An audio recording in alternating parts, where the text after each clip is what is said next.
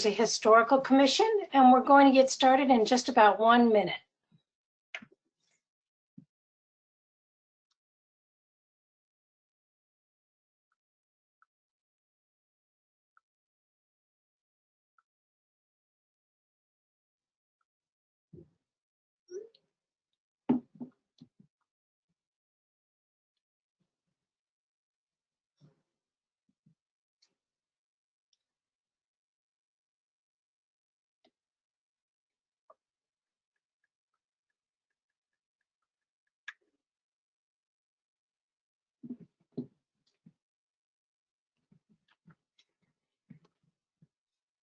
Okay, good morning, everyone. I have 10 o'clock here in beautiful Medford, New Jersey. And I want to start, I'm Sarah Curitan. I'm Executive Director of the New Jersey Historical Commission. And I want to make sure I start this morning by telling you on behalf of the New Jersey Historical Commission, we thank you for joining us, and we hope you and your family and friends are well and making your way through this pandemic in as good shape as is possible. So you have our best wishes. I do want to mention that we have a number of staff from the Historical Commission on the line right now with us. You will be hearing from Sean Crisafulli, our Grants Director, Madeline Rosenberg, our Chief Public Historian, and Greer Luce, who is our Chief Communications Officer. So you will hear from them throughout the webinar this morning. Couldn't do it without them. We have a great team, and I know you'll enjoy hearing the progress reports that they're going to give you. We also have some members of the Historical Commission joining us this morning. I know that we have Dr. Richard Veit, who is a member of the commission on the line. And we are expecting our newest commission member to join us as well. That would be Assemblywoman Diane Gove of the 9th District. And I'm not sure that I see her yet on the line with us, but we certainly welcome her when she joins us. Now, this morning is the second of our virtual town halls. Obviously, we're dealing with an unprecedented situation, all of us, created by COVID-19.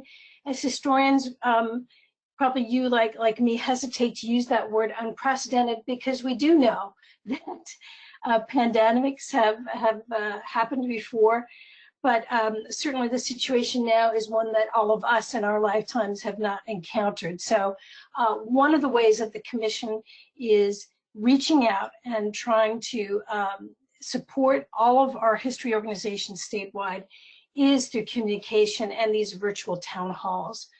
We are going to ask you at the end to give us some feedback on topics that you'd like us to address. We got a warm reaction to our first town hall about a month ago, and we're eager to get updates in terms of your thoughts and responses to them at the end of today's session. But on with the real main event today. Well, of course, safety and flattening the curve, as of course we've heard so many times, so that our hospitals and healthcare workers can attend to those who are stricken with COVID-19. Of course, that is our primary concern right now. We as historians also know that it's our job to document what is happening. And that is a challenge always to do that. But of course, we're facing some new challenges with this particular pandemic because of our call to self-isolate and to preserve social distance. So this morning, I'm very excited about the program we have for you.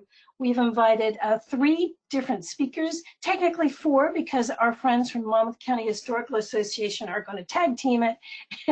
But we have 3 different presentations for you to really share information and experience with rapid response collecting for history organizations and documenting this ongoing history that is unfolding around us.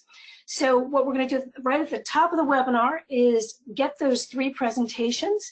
We would love to hear from you. So we are going to ask you to use that chat box, as Madeline has already indicated to you in the chat box.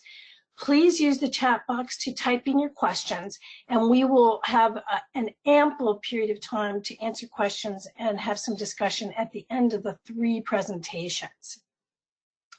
Then finally, we'll end the webinar probably about the top of the hour in that last 15 minutes of our session to give you some updates from the Historical Commission on our different initiatives, and also ask you for your input and questions at that time. So all that having been said, I am delighted to see that we have 76 participants, now 77 on the webinar today. Welcome to all of you. Let's get started. Here are our 3 presenters. We have some terrific information for you this morning. First, we have Nicole Bololan from the Mid-Atlantic Regional Center for the Humanities, where she is the acting director. That's at Rutgers-Camden. Second, we have Brooke Salvanto, who is the executive director of Tuckerton Seaport and Bayman's Museum.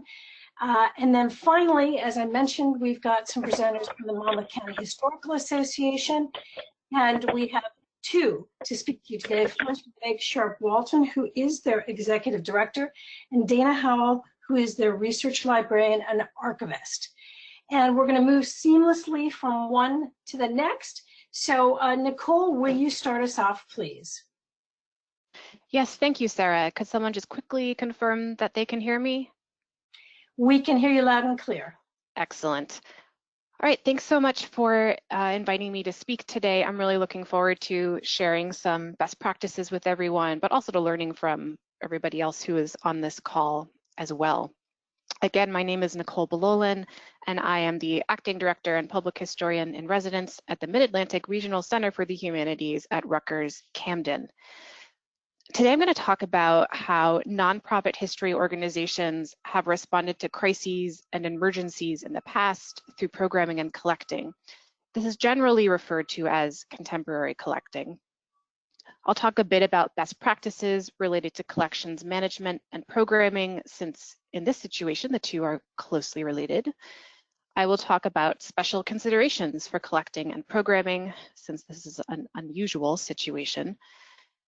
We'll discuss resources provided, and in a handout, and other speakers will be providing you with more details on how-tos. So I'll be giving a bird's eye view, and then you'll get some great case studies as well. And hopefully what you're hearing about today will be scalable to your organization's capacity and needs, whatever they are. In recent years, we've learned a lot about collecting in crises related to events such as the 9/11 attacks, the Florida Pulse shooting, and more locally, Hurricane Sandy. Collecting in a crisis is sometimes called generally contemporary collecting. It usually encompasses collecting physical or digital artifacts in response to usually major current events, the COVID-19 crisis being that major current event that we're talking about today. The terms used to refer to these activities vary and all have slightly different definitions. Terms vary from contemporary collecting to rapid response collecting to urgent response collecting. As you all know, curators and collectors have been doing this sort of collecting forever. The most well-known term today, I think, is rapid response collecting. And rapid response collecting was popularized by the Victoria and Albert Museum in London in the last 5 years.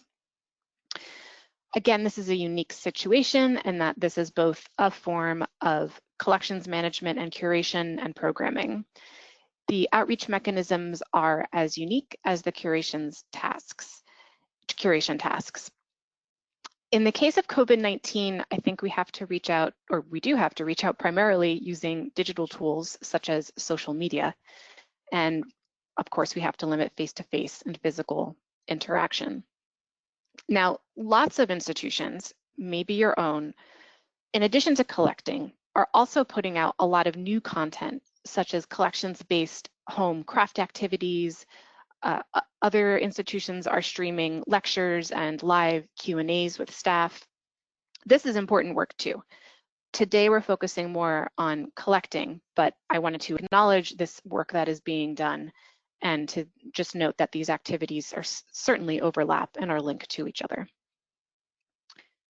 In terms of collections management considerations, you're likely to be familiar with many of these best practices, and some of them will be reinforced later. First and foremost, you want to relate your outreach and your collecting projects to your mission. Second, you want to determine if you have the capacity to collect at this time. If you don't, I think that's okay. You can, though, encourage your constituents to contribute their local stories to regional or national repositories that have already been established by other organizations in the area, and you may already be encouraging people to do this. One example that we've provided on the resource list, and this at this point is probably just one of many, is called Journal of the Plague Year. And that website is covid19.omeka.net. That's omeka.net. If you do decide you're ready to collect, think about the question, would it be insensitive to ask your audience to collect now? For some people, this is a very traumatic experience. For others, it's unprecedented and maybe just a bit odd. For yet others, it's terrifying. It's probably a little bit of both for all of us. So you want to think about whether you can or should wait a little while to collect or ask for stories.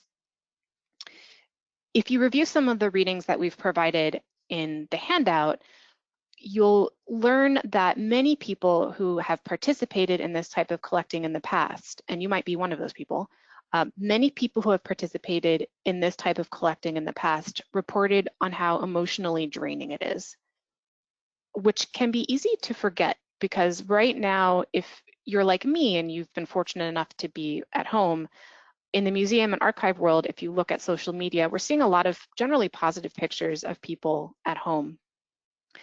But don't forget that the stories we're going to want to collect later are those of people on the front lines. And those stories have only begun to trickle out because healthcare workers are obviously, for example, working on saving lives. And when the time comes, collecting their stories and the stories from the people who say knew someone who suffered and possibly died from coronavirus will be emotionally difficult to process and handle. If you do decide to collect, of course, practice good record-keeping practices. We refer to this in the field as intellectual control. Without this, if you don't keep track of what you're accessioning, this will hamper your ability to interpret the physical or digital artifacts you're collecting, and it will hamper the ability for others to access that information in the future, whether they be researchers or future staff or volunteers. Of course, if you need a refresher on how this should work, we have some best practices listed in the outreach document, and I'd also be happy to answer questions as well. If you're collecting or if you're doing any kind of programming, don't forget, of course, to do some reading on the historical context for this extraordinary event. You might read about the history of yellow fever or smallpox, flu epidemics, or the AIDS crisis. There are lots of secondary sources out there that you should familiarize yourself with to help see how your collecting strategies are going to fit into the bigger historical picture. If you decide to collect, also think about inclusion. Inclusion is no longer just a buzzword in the field. Consider ways to reach out to traditionally underrepresented populations in museums, such as African Americans, people with disabilities and their caregivers, the LGBTQ community, those who are still working in the world. Of course, many of us are working at home, but those who are not working at home, like delivery staff, grocery store workers, medical workers. And also think about your local immigrant communities. If you find you're not getting submissions from these groups, think of ways you can capture their stories through other means. If you decide to collect, don't stop once the immediate crisis is over. Continue collecting afterward. And do what you can to make this as collaborative and as a community-driven process as possible. And as an editor, I would be remiss without encouraging you to record for the field what you've done once this is all over or has subsided, please do share your best practices through publications with your peers. If you want to collect but aren't quite sure where to start, don't hesitate to reach out to your colleagues for some guidance and some suggestions. If you see something you like that another institution is doing, send them an email. In preparation for this webinar, I contacted the Maryland Historical Society to learn more about their COVID-19 collecting project, which we link to in the handout.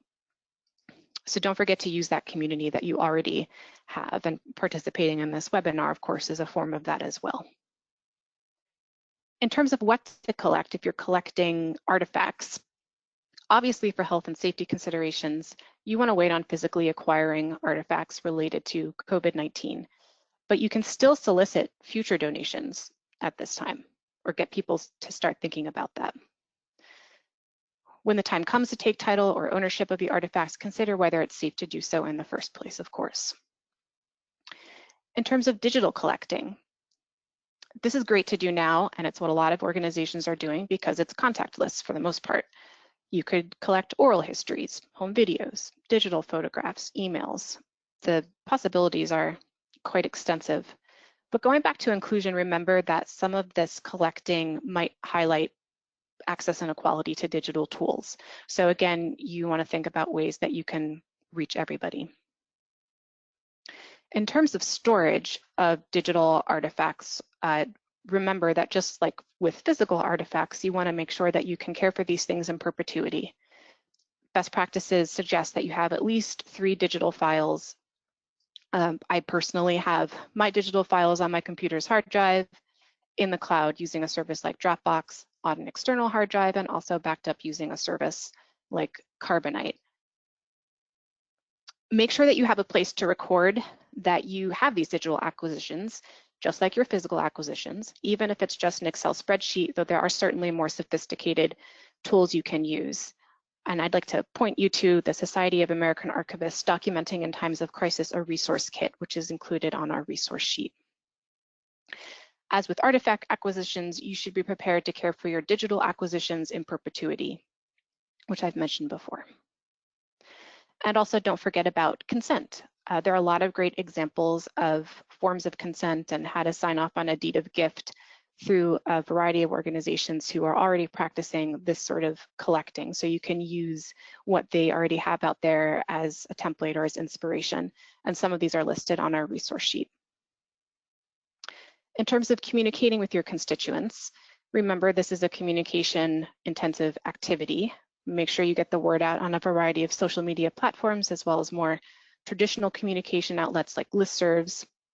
Make sure those communications are accessible for people with disabilities and for those who might not be English language speakers. So for example, when you send out a handout of any kind, it's always best practice to include both a Word document and a PDF document in a sans serif typeface like Arial that's in 16-point typeface or larger. That's just one example of accessibility. And as I mentioned before, make sure that you're getting consent from folks about using their content. Be sure you're clear about how you plan to use what people are submitting and give them an opportunity to sign off on that. Again, there's some examples in the handout.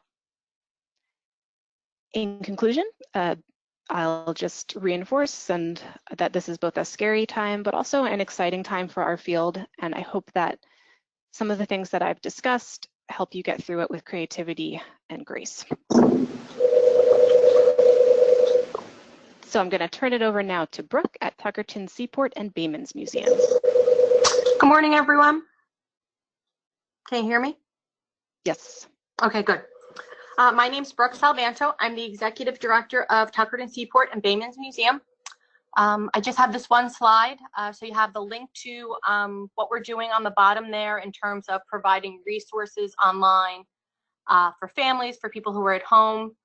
Everything from our social media we've collected there, and we just wanted everyone to have access to that.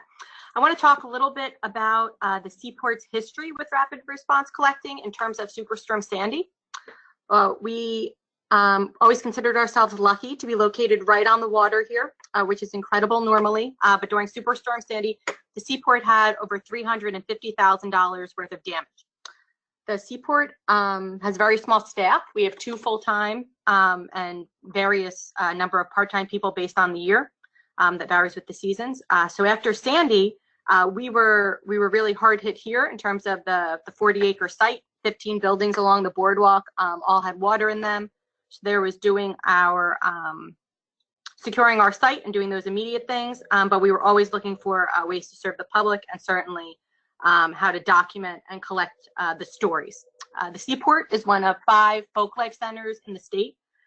So we really focus on the stories of people. So collecting those at different periods through an event like this is important.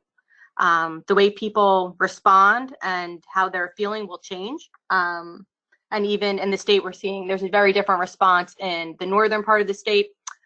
If you think there's a central New Jersey, and then in the south where we are, just judging by the date, things are just very different. So I want to echo the sentiments of the first presenter, in that timing and sensitivity are very important. So following Superstorm Sandy, we thought the best thing we could do here was to bring people together. So we hosted a huge event around Thanksgiving, where all local restaurants donated food. They donated clothing. It was a great event that had over 1,000 people. It gave people something to do, to give back. People wanted to see other people, to connect, to give back. Even people who weren't in their homes wanted to come and volunteer. And it was also a great chance for different organizations, FEMA, the Red Cross, the food pantry, to connect with people at the event in kind of a casual setting. That's very different this time. We try to take the lessons we learned in Sandy and the things we could really do for people in conjunction with our history work. So gathering people, sharing information, offering encouragement, collecting their stories, all of those things we're trying to do now, but in a very different way. Being contactless with no contact is very hard for us, because we're used to just getting people back together. We love that our site is a gathering place for people, and it's been a real adjustment for us. You know, posting signs that are like, please don't visit us right now, but come back when it's safe, you know, and that's, you know, just always looking for the future and being encouraging to people. With the small staff, you may think, you know, what can we do? Do we just work from home from now? Can you continue the regular work? What should we be doing?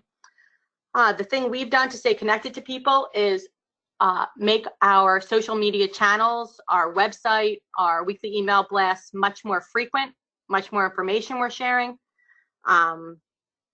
As a folk life center, it's interesting in that the Seaport combines art, history, and the environment. So we capture those. We think they dramatically interact together.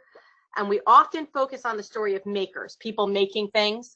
So we have people who are Seaport stitchers, boat builders, decoy makers, basket makers. People who make things are the heart and soul of the Seaport. So in this current situation with COVID-19, we thought capturing what those people are making at home might be a really great exhibit for us. So right now we're not collecting any physical items, but we are putting the word out on our social media channels that people are making the most of the time at home, while always being respectful to the people on the front lines. We just started by sharing personal stories of what people connected to us are doing. So you'll see on my slide, my niece is making masks at home right now. So I collected one of those from her, and that'll be something that will be part of an exhibit we'll have in the future, but will first be a virtual exhibit that we're calling Making the Most. We have a lot of artists in our network that we're connected to on Facebook, and we saw that a lot of people are doing paintings from home, capturing kind of their mood of the day. So sometimes they're encouraging and uplifting. Other days, you know, it rains and people feel very differently just in the world, and we're capturing that. We've put out the call to people to actively take photographs of how their daily interactions have changed. So we've gotten a lot of photos in about sidewalk chalk art. We've also gotten a lot of photos of grocery store shelves that are empty, parks that have caution tape. So we're getting the full gamut of things and just asking people, we really want a community collective action where people are collecting photos and stories quite safely in their regular interactions. We're not encouraging anybody to go out who's not already going out, but getting people to save all of those things, because if we wait until after, you know, months from now, and ask people what they thought. It'll be very different than capturing it in the moment. So we're asking people to do that. As a small museum, which Tuckerton Seaport certainly is, with a very small staff, we try to rely on tools we already had to do these things. So the tools that we used are, we have a weekly email blast set up already in Constant Contact. We have very active social media pages on Facebook, Twitter, and Instagram. And then our website is where all the information kind of lands as an archive to be saved. We did create a new page on our website called Visit Us From Home, really letting people know that they could explore the seaport while they're at home, not just looking forward to the time ahead, but to try to bring some encouragement into the days they're currently in. The page also includes resources for families at home, parents, guides of activities they can do, virtual tours. We have a virtual art show up there now, and it develops every week. We're really open to what people are posting online, what they're sharing. And we do it all in the same place because we feel like all of those things are connected, and we always want to be respectful for people who are who can't stay home, essential people as well. So all of our messages really include our appreciation of those people, but then also what people are doing at home and encouragement on every different level. We put some things on our sites that we think are specific to the seaport. So we've shared 60-second videos of walks on our boardwalk, walks on the nature trail, short 2-minute clips of going through exhibits. So instead of being documentary style, they're much shorter, so people can kind of squeeze them into the days that they're rearranging at home. And we're capturing our own efforts as well. So by parking everything on our website, we've really captured everything we did following COVID-19. We're sure that our efforts will expand as things kind of settle down, and we'll be able to collect more stories. Right now, we're just trying to connect to people. We let them know that we're collecting, we're working on an exhibit, we're working on a virtual exhibit, so that we make these connections with people now and save their information, so then we'll be able to interview them more thoroughly as time goes on. And I think what small museums and community museums can do is really capture the area that they're in and what people felt like there, and then connect to other places throughout the region that are doing the same thing. So when we see something encouraging happening in another community, we share that. We try to learn from what other people are doing and the resources they have available. We try not to get discouraged thinking about the daily limitations of being a staff that's not together as much right now. It's more difficult. It's more difficult for everyone to be working from home and working separate, but we've gotten great at Zooming and connecting in that way to share information as a staff and share information back and forth. We're very happy to be part of this webinar today. Another great way to share what you're doing with other people as quickly as possible. So the things we're putting out, we know are not as polished as they normally would be or edited as they would normally be, and we've become okay with that because we really want to share things in the moment and try to be helpful and responsive to other places. How are we doing on time? I'm sorry, I'm really bad at this, right? We included a great quote on our slide that says, at some point, you just have to let go of what you thought should happen and live in what is happening. So we are really trying to serve the community and serve the people of Tuckerton and people who visit us and visit the site and visit the museum. And we think the best way we can do that is really offering encouragement and also capturing the stories so that people can use them in the future and really building the archive of the local response to COVID-19. I'm going to turn it over to the Monmouth County Historical Society with Meg and Dana. Hi, this is Meg. Thank you, Brooke. And so everything sounds just so great. It's very exciting to hear all the great things that historical organizations across the state are doing to meet the moment. And so with Monmouth County Historical Association, our mission is to preserve and share the story of Monmouth County for all. So the question became, how do we fulfill this mission and stay connected when we're not physically open? And as was mentioned before, we increased our social media presence. We developed a new blog. We moved educational resources online. We developed a series of videos. We have an amazing offsite storage facility, and we would focus on some collections we have there. Also, our historic houses go in there and highlight collections in there and stories in there. So we did all of that. And this is, I'm going to say next when I need the next slide. So how do we, but our mission is to preserve the history of the county. So this was a moment when we knew we just needed to document this historic moment. And so we formed very quickly, remembering COVID-19, a digital documentation project. And obviously the goal was to capture and preserve an authentic record by doing it while it is happening.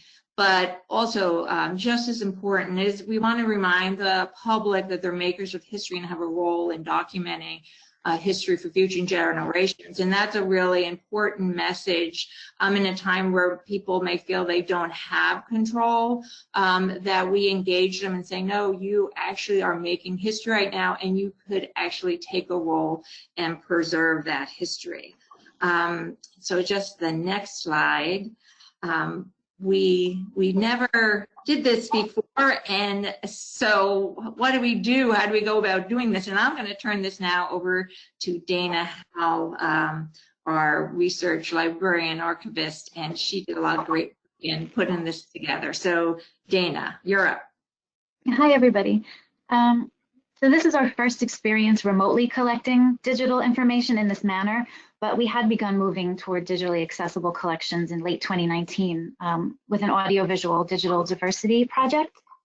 It had been our intention to begin curating future collections with digital access in mind, but we of course thought that we would have some sort of a planning stage for that.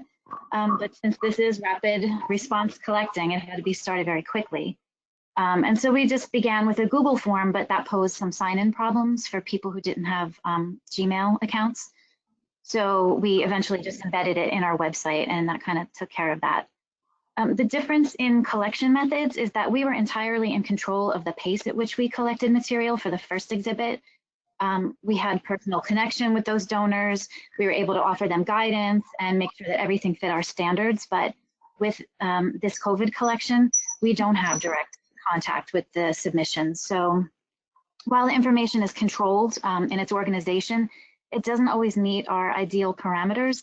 Like some people don't fill out the fields fully, or they submit kind of like extraneous material. And while that might be interesting and pertinent to the event, it's not really part of our mission to collect material outside of Monmouth County. So those are some of the things that we've had to adjust for. As far as the development goes, when we were hit with the realization of this pandemic, we knew we needed to document it, but we also knew that it would be a mistake to just passively wait for the material to come in. That's why we decided to be proactive in obtaining the details that we often found to be lacking in the historical record, which is typically like the softer side, the more personal reflections outside of hard facts and figures. So we created the questions based on what we would have wanted to ask of someone who survived, let's say, the plague of the 14th century or the Spanish flu of 1918. You know, what were you thinking when you first heard that the virus had arrived here? What are your current concerns? What do you see happening around you? What do you think will happen in the future? So those were the responses that we're sort of looking for in real time. And of course, we're encouraging images because those just tell such a big story on their own. We also have a kids form. We knew that they would be aware that things were happening. So our intent was to engage them in a way that diverted their attention to positive thoughts and underscored what they were empowered to do, such as, you know, practice good hygiene and social distancing. We asked what they thought they would enjoy about at-home learning, but also what they might be glad to go back to when they finally did return to school. We asked them to pretend to be doctors who named the cure, to reinforce the sense that people were, in fact, you know, working on this problem. And finally, we encourage activities such as original artwork and driveway drawings so that they could feel good about contributing something also. And then became that we had to figure out how do we engage the public and get the word out that we were doing this project. We first went to the Monmouth County Historical Commission. They have a really great email list of historical organizations, mostly volunteer across the county. So we knew by reaching out to them first that it's low-hanging fruit. These people already are very focused on history and document history, and so we knew we could engage them right away, and they could also disseminate the new web page that we put on our website to other people that they know. We engaged the schools and business organizations, government officials, and we already had a relationship with the regional hospital in Freehold, which saw one of the first cluster cases in the county. And then we also are working on a Spanish language version of the questionnaire because we have a sizable Spanish-speaking population in the county. But the press also did an amazing job getting the word out. It was picked up right away. We put together a press release. It was picked up by the local Asbury Park Press and other smaller papers in the county. It was picked up also statewide radio, and also NewJersey.com picked it up. So we were able to do a good job getting the word out, and we're going to continue to put out regular press releases and do the same engagement and public relations around this as we the project evolves and we put up new questionnaires. So I'm going to turn this back to Dana on what the long-term plan is. Yeah, so the long-term plan, this project, it just continues to evolve to reflect the current situation. That's been the plan since day one. So right now we're in phase 2, and we anticipate at least 1 or 2 more phases. The next one, hopefully, will just kind of be more joyful and capture just the happiness that we're going to feel as we relax those social distancing guidelines and regain a bit of freedom and get back to normal. It's going to remain active until such time as we feel it's basically run its course. And at that time, it's going to be processed for public access. But in the meantime, we're just sharing submissions through social media just to keep everybody connected and engaged with us. Just the next slide. So I just want to share some admissions we received from adults first. So this was the first phase of the project. And so you could see some of the questions, some of the answers reflect just the initially maybe what people thought. So, you have a response we received where they thought it was just like the regular flu and not that alarmed. And also a teacher that thought, well, I needed to scramble to organize myself in the crazy case of having to close for a week or 2. So it's important to capture the initial thoughts and what people were thinking of early on. And then we all experienced this, but the crazy, when we go to the store, people are stocking up, but also I'm sure everyone says, well, that's weird, I can't find this anymore. And one of those things are eggs, and you kind of scratch your head. And also then, the more somber parts of how people are personally affected. And one of them is this person is, I can't get assistance financially and don't know how to make it. So that real damage that this is causing. So we also had some children's responses on the next slide. These are kind of fun,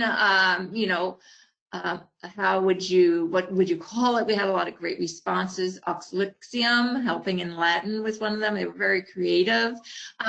Interestingly enough, a lot of students, while excited initially about school being closed, are finding that they really would like to go back to school. This respondent said, I would even be okay with seeing the people I don't like. And then just, the advice, sometimes kids have the best advice. So just wash your hands and have normal human hygiene is someone's advice to everyone. And then we get some interesting drawings. We have like really great drawings from very, very young children.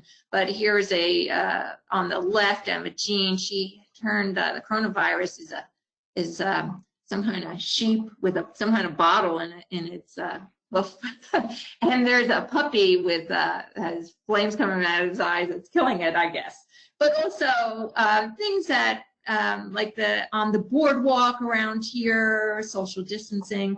Middletown, which the train station parking lot would normally be packed, and here it is empty. And of course, the chalk drawings that we encouraged people to do, and you see them around. And so that was really great to see that those things come in.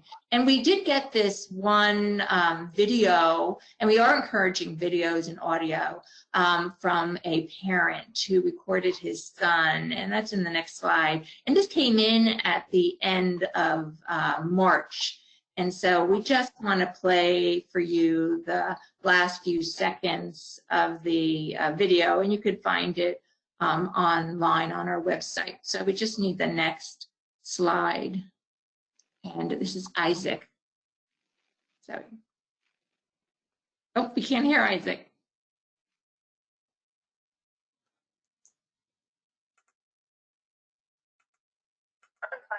I think that maybe in a month or 3 weeks, they are going to start reopening everything, maybe schools, certain stores, and they're going to start restocking everything, and people won't be in such a panic. I'm going to be happy that the school is open so I can see my friends again. And so, that's, we're so very, very happy with the response. And like I said, it's about not only our mission to capture this moment in time, but to engage the public. And we've heard that from Brooke. It's really important that people feel like they have a role to play during this time. So thank you. Thank you so much to all of our speakers. What a terrific potpourri we just got of different ideas about rapid response collecting and just response to the pandemic. I want to thank you so much. And Madeline Rosenberg is going to moderate questions for us. I do want to encourage you all to type your questions into the chat box. And just a word about the handout that that seems like a quaint term, doesn't it? The list of resources that we have prepared for you.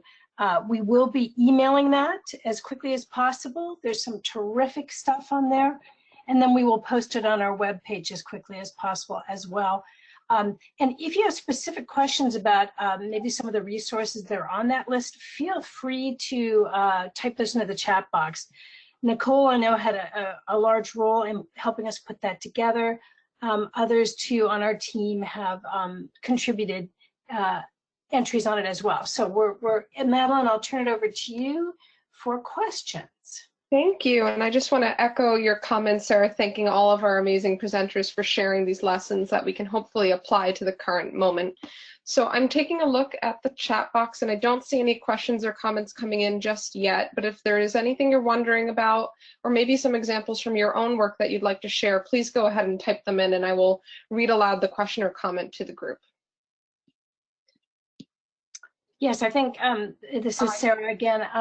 If you have seen, as I have, and I'm sure many of you have, some great ideas from other organizations that you'd like to share this morning on how to go about this, please chime in. I see some questions coming in. So the first is, how do you collect from social media? So I don't know which of our presenters would like to comment on that first. And if you're on mute, one of our presenters, just remember to unmute yourself. This is Brooke from Tucker and Seaport. So we've been collecting from social media by taking screenshots. So if you're on your iPhone, you hit the 2 buttons to take a screenshot. So in our slide, I had a screenshot. That's why I put it in there, because it has the date, the time. It often has how many people have seen and responded to what you have. So that's a nice way to kind of capture the moment of when it was put online, and also documents the time and how many people saw it. So it's kind of the easiest way to do it from an iPhone to save it. Great, thank you. And a follow-up question to that is, do you have to seek the permission of the poster? This is Nicole. There's some good resources on this at archivist.org this is going to be listed on the handout. It's Documenting in Times of Crisis, a resource kit. So there's some information here on the first question about capturing information from social media. And I think also in regard to permission. But I will confirm that, and if I find other information, I'll pass it on to Madeline. Thank you. And that's a really good question just for us to be conscious of rights when it comes to individuals and as well as there may be proprietary information in social media posts that we have to be conscious of. I see another question right before that one. I think one person has answered it already, but there's a request to link to Monmouth County and Tuckerton in the chat box. I think Monmouth County is already linked there, but Brooke or someone, if they're able to throw a link in for Tuckerton, that would be great.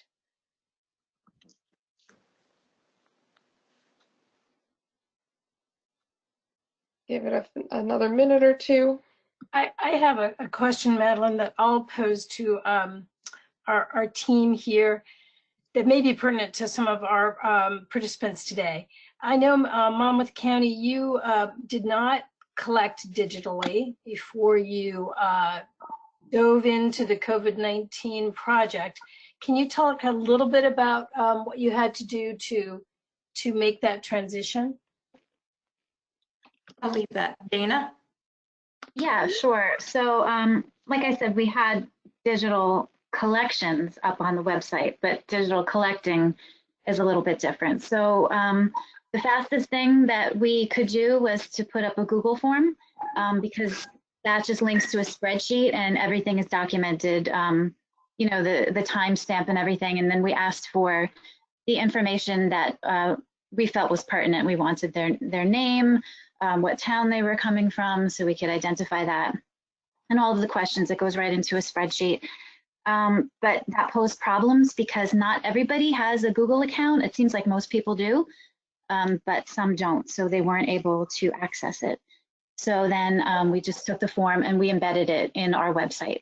So it's the same type of principle. Everything goes into the spreadsheet. We could ask for, you know, whatever we want. We can make certain fields required fields, but it doesn't necessarily mean that there aren't ways around it. So if we ask for the person's first and last name, if it's a required field, sometimes people will put in, you know, the first letter of their last name or even a dot or a dash or something. So for some reason, age is an issue. People don't like to put their age. So I think that we did not make that a required field, but it's always nice to kind of know what stage of life the person is in, if they're a senior or if they're a teenager. That helps to tell a fuller story. So we're learning as we go. We're learning as we go. Thank you.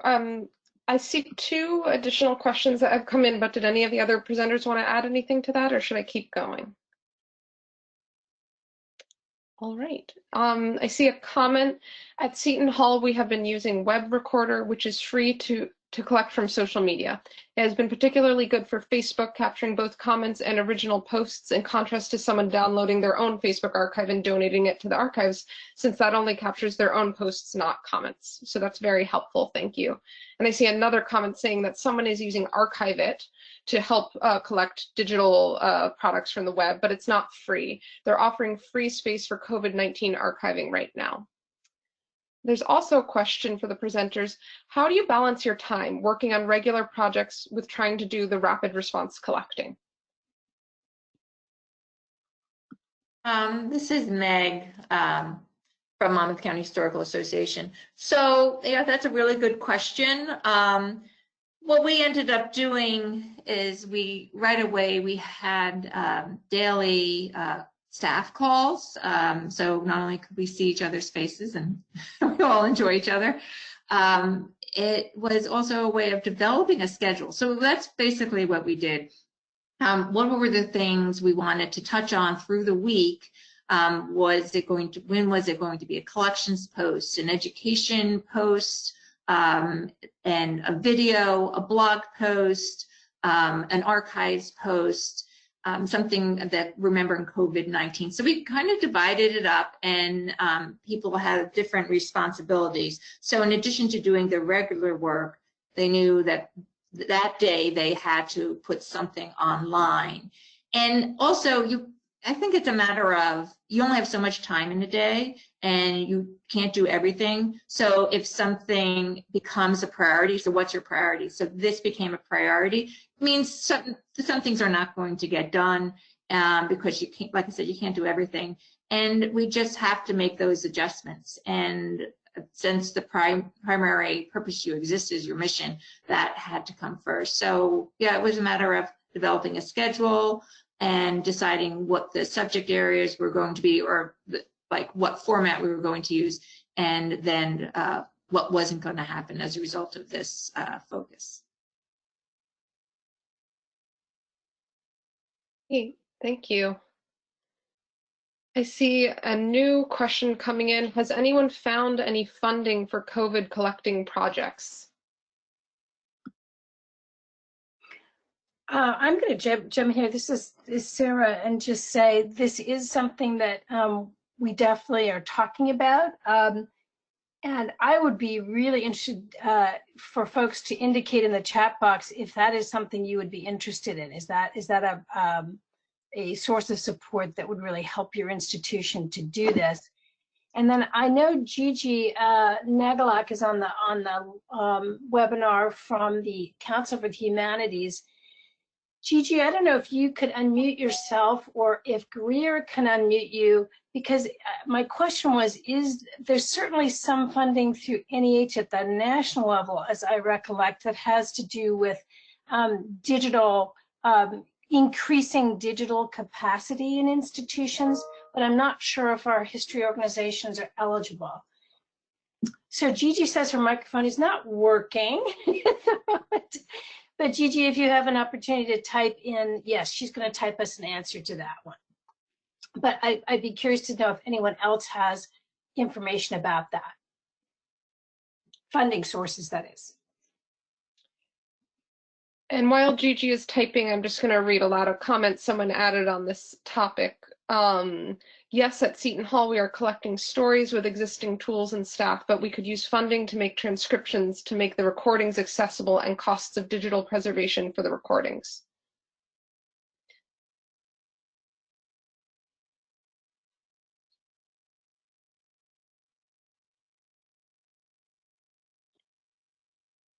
And if anyone is sitting on a question that's unrelated to this, I will keep looking and I will remember it. So just let me know. I see Gigi has replied, it looks like. She says, NEH does indeed have some rapid response funding available. While federal funding does tend to be less accessible to organizations, she encourages everyone to check about it. Yes, and as I recollect, and maybe Gigi, you can just type in if I'm correct, there is an interest in that NEH funding on increasing digital capacity for organizations.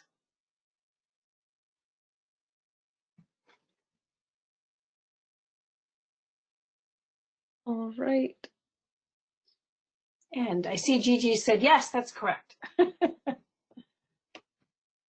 And I see another comment of someone talking about their GOS funding is so small that they're afraid to apply it to this project. So some concerns that are very understandable. I think we have time for maybe just one or two more questions. Oh, I see Gigi has added, you may have also seen that state humanities councils will receive NEH funding as well. And we've got another question, will the Historical Commission allow their emergency response funding from NEH to collect and record? And Madeline, I think Queen Noor is asking about actually the NJCA. Yeah, the Council for the Humanities. Sorry, I switched them in my head. Easy to do. So we'll hope for Gigi to type in an answer to Queen Noor. Gigi replies, we are working on how we will distribute that funding right now. We are still waiting on NEH to finalize their guidance for us. Thank you, Gigi. Are there any other questions? I think we could probably take, we want to be conscious of our time. This is supposed to go to 11:15, so perhaps we can stay, and I see a final stay tuned from Gigi, so we will. If there's maybe one question or two questions more for our presenters before we use the remainder of the time to just share some general updates from the Historical Commission.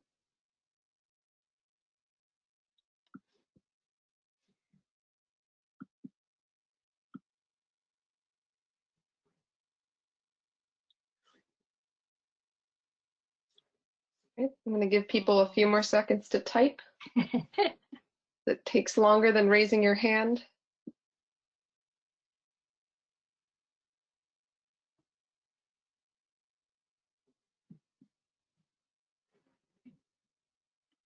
All right, I will take that, that there are no further questions at this time for the presenters. And I just want to thank them so much for taking the time to speak with us before we turn over to our updates. And I'm seeing there's one more comment coming in. Only institutions are collecting, or freelancer or oral historians can collect it too. I take this to mean referring to the funding, but please correct me if I'm wrong. If there are no further questions, then we can all join me in a hypothetical round of applause for our presenters.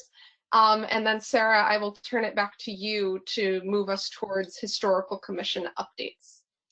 Thanks so much, Madeline, and again to our speakers. So we are now just going to, in these last 15 minutes or so, give you an update on some of the other initiatives we have underway, and then we have a couple questions for you at the end, to which we would love it if you would type in your responses. I'm going to pose that question right now so you can be thinking about it while we give you our updates. First of all, we'd like to know if you find these virtual town halls helpful, and would love your thoughts on future topics. We had two in mind, and we are curious to know which or both of those might be of interest to you all. There are many organizations right now that are really promoting their online educational resources, or even creating new digital educational resources. We wondered if a session on that would be of interest to you all. Also, of course, we all know that the pandemic has created tremendous financial strains for really most of the country, and certainly our nonprofit history community is part of that. So another topic we had thought of would be to delve into financial response to the pandemic. But there may be other ideas too. So we'd love it while we're doing our update, if you have preferences between those, so digital educational programming and how to do it and how to promote it.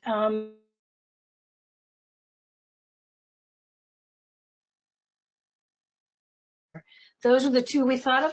Let us know what you think. And now we want to give you a quick update on some of our programs, and we're going to start with grants. And Sean Crisafulli, can I hand that off to you? Absolutely, Sarah. Thank you very much. Good morning, everyone. Very quickly, I just wanted to stress that the grant program for the New Jersey Historical Commission is continuing. As you can see from the PowerPoint presentation, I'm in the process of executing the early release of final payments for all FY 2020 GOS grantees. That is near complete. Well over, I'd say, 90% have been executed to this point. Perhaps the more pressing issue that I want to talk about is the deadline for the fiscal year 2021 project grants. For those who don't know, I've been in contact by email for everyone who has successfully put in a declaration of intent. That deadline for your full application has been extended until June 19th. That will be at 3 p.m. In Sage, our electronic grant database. Everything will need to be in by 3 p.m. June 19th. I just want to stress again that I'm here home working, and I know I've been in contact with many applicants regarding their questions about their grant applications. Keep them coming, and I will try to answer them as quickly as possible. You can either call me or you can just email me. All that information is on our website, my contact information. But I want to stress that I am here, and I'm here to proactively assist you in any way I possibly can. Not only regarding our general operating support and also our project grant program, but also my colleague Nicole Primiani is ready to answer any questions that any CHIP grantees may have as well. So with that in mind, I think I can pass it on to whoever's speaking next. Great, Sean, and that's going to be Greer Luce to give us an update on NJ Women Vote projects. A lot of work is going on in that quarter. Greer? Hi, everyone. So I'll provide a brief update on NJ Women Vote, which is New Jersey's 19th Amendment Centennial Initiative taking place this year. Our next quarterly meeting will be taking place virtually via GoToMeeting on June 11th from 10 a.m. to 11 a.m. And there will be more information coming out about that meeting on both the NJ Women Vote email list and also the Historical Commission's email list if you'd like to attend. And then just a general note, as you can imagine, most of our upcoming NJ Women Vote events are over the summer and this fall. So as I'm sure you are all going through the same thing, we are working on possible adaptations should we not be able to hold events this summer because of COVID-19. So we will be keeping you all posted should anything change with any of our events in place. Thank you. Great. Okay. And on our next slide, I think was the next update Greer semi-quincentennial? Yes, good. So for that, I'm going to ask Madeline Rosenberg to come back on.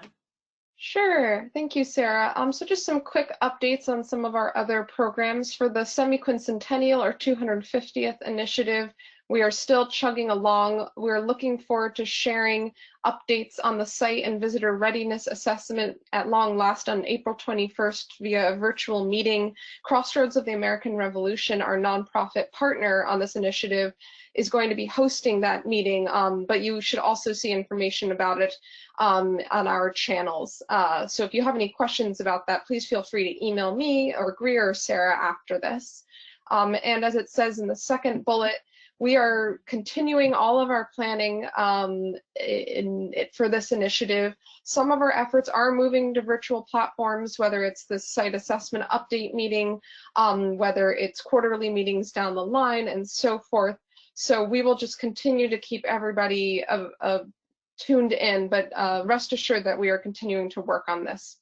In terms of award and prizes, I think at the last town hall, I said there were no changes, and at the time that was true.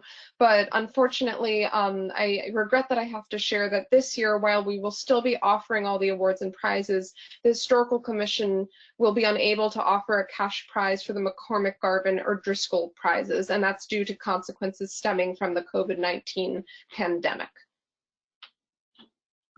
Great, thank you, Madeline. And Greer, what's our last slide? There we go. Okay, so we do have, as you can tell, we've been working very hard at compiling good resources for you to help you with different aspects of coping with the pandemic. So one of them is this COVID-19 resource document that we do keep updated. It will be updated, I think, this week again. So there'll be some new things on it by the end of the week, I believe, but it is up there and right at our website. So please take advantage of that. And then, of course, as I mentioned before, we're going to be both emailing and then posting the resources from this session. And there's some great ones on there from different perspectives. You've already heard Nicole talk about some of them. And there are more. There's one I know, for example, from the New York State Association of Public Historians that gives some great advice from the perspective of city or county historians and how to go about documenting from that perspective. So please do take advantage of those and let us know if you would like to suggest additions or other kinds of resources that you would like us to compile for you. We'd be happy to respond. I see here we have, and I think Greer, is this, yeah, it is the perfect time for questions. So Madeline, as I've been talking, you've probably been monitoring those. Do you want to call out some particular ones for us? Sure. So they are mostly, from what I have seen, responses to your question about a topic for a town hall, Sarah. Mm-hmm. So I see a lot of interest in digital programming. I see both topics sound great. Virtual tour platforms people are interested in. Sorry, just bear with me while I scroll up. 2 more for digital programming. Digital education, especially how to run Zoom or other video platforms that allow students to participate in an organized manner, whether responding over video or typing it out. Just 1 second. Town halls are generally helpful, and yes to digital programming and response to financial strains. Yes to more town halls and digital programming. Another vote for financial issues, especially for small all-volunteer sites. Sorry. Every time there's a new chat, it scrolls to the bottom, so I have to scroll up again. Canceling events has reduced sources of revenue for many. Another vote for digital programming.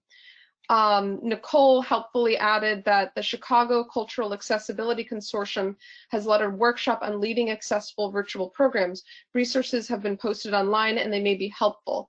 Let us know if if you're interested in the links, and Nicole can provide them, or we can help provide them. But we may want to still have a separate session on that topic. So that's really, really helpful. Another vote for both topics, and some kind words. Yes to both topics. I see a question. What are the due dates for submissions for the awards and prizes? So for all of the awards and prizes, and sorry, this is due dates for nominations. For all of the awards and prizes except for the McCormick, the submission deadline is July 1st. For the McCormick, it's May 28th. And that's because it is being run in partnership with the NJSAA, and they run on a slightly different time frame. The next question I see, well, actually, I'm going to keep doing votes on town halls, and then there's another question. Another digital programming vote, and then an idea for a future town hall. If we are a largely volunteer organization, how do we deal with the possibility that our volunteers may be too afraid to return, i.e.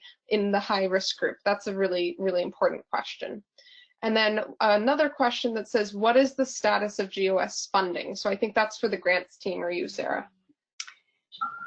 Yes, Madeline, I'll take that one. Well, as I think you all have seen, the state's fiscal year has been extended to September 30th. So that's essentially an additional quarter tacked on to the current fiscal year. We don't have at our level any detail at this point on exactly how that's going to work. So unfortunately, I can't fill you in on that. But I can say that that does suggest that there won't be a new fiscal year and therefore a new state budget until October 1st. So that does create a lag in that funding cycle, which we're very, very aware of. But unfortunately, at this point, we don't have any more detail on exactly how that is going to work. As soon as we do, of course, we will pass that along. And I did want to, while I'm chiming in about that, I do want to note that we do have more members of the Historical Commission who've joined us. I see Assemblywoman Gove has been with us. I introduced her earlier, and we're delighted she's the newest member of the Historical Commission. And our chair as well, Maxine Lurie, has joined us. And I know our vice chair is here as well, Margaret Westfield. So I'm delighted that we have so many Historical Commission members joining us today, and staff members as well. I think I've mentioned everyone who's here, except I believe Janet Field is here, although I'm scrolling through and not seeing Jan's name, but I believe she is joining us as well. So that's the team that I see with us today. Great. I don't see any further questions or comments in the chat box. So I guess if we want to do a last call for questions or comments, we could do that now. Otherwise, I think that's everything we have for today. Yes. So in our last 5 minutes, do share with us if you have any other suggestions for the group on great work that other institutions are doing, maybe websites that folks should check out. I have seen a lot of different institutions doing, very immediate kind of video recordings that they posted online about different topics. One I just saw from the Georgia Historical Society was posted by the historian about comparisons, I believe. I didn't get a chance to view it, but they do great work. But that was on comparisons to the pandemic of 1918. So if you have any other last suggestions of places you'd like us to share for good ideas, please feel free to join, add them to the chat box.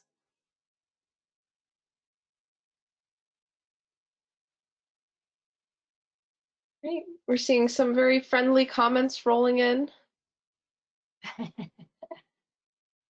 So we thank you right back. I see from Assemblywoman Gove that shout out to a former student, Brooke, and lots of thank yous. And we're just going to throw those thank yous right back to you because we're just so grateful to have you participate and to give us your time and attention and your thoughts.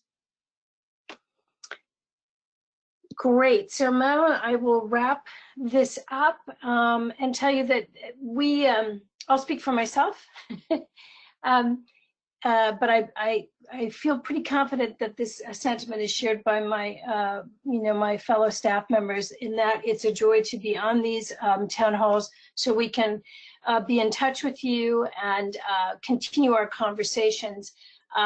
Even in these very different and challenging circumstances. So it's a delight to see you all in the chat box.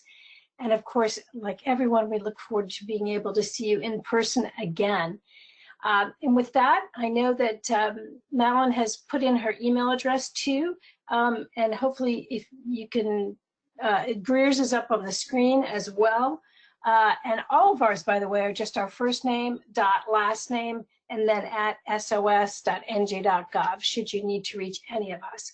So with a last thank you to all of our speakers, we will look forward to doing this again and to, again, as I said, seeing your faces in person very soon.